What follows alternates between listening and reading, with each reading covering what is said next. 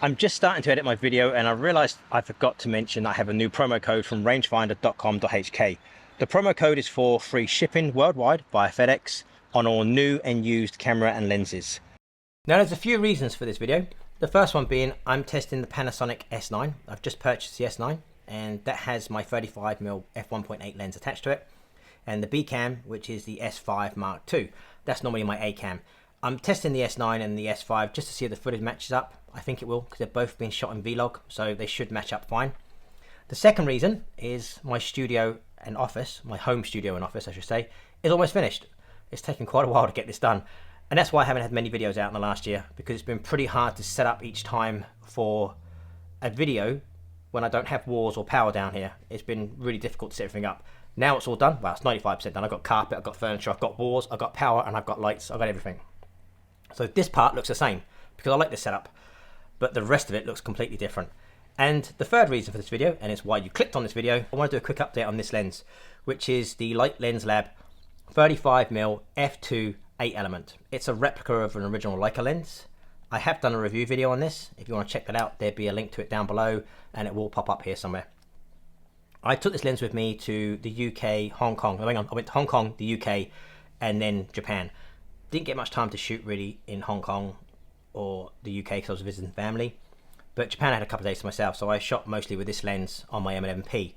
And I've been posting those photos up on my Instagram, and I got a few messages about the lens, so I thought I'd answer them in this quick video, and at the same time test everything, so make sure I can get more videos done quicker now. The lens is just as good, if not better, than when I got it originally. The focus is so smooth now.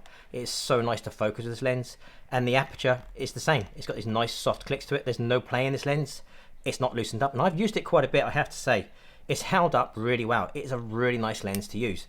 I was zone focusing with this lens, and most of the time I was either in 2.5 to 3 meters. So if somebody was on the street and they're walking towards me, or I was basically 4 or 5 meters away, I could shoot them no problem. If they were further away than that, I just bang it over to infinity. Everything was kept at f8 or f11, and it has this infinity lock here.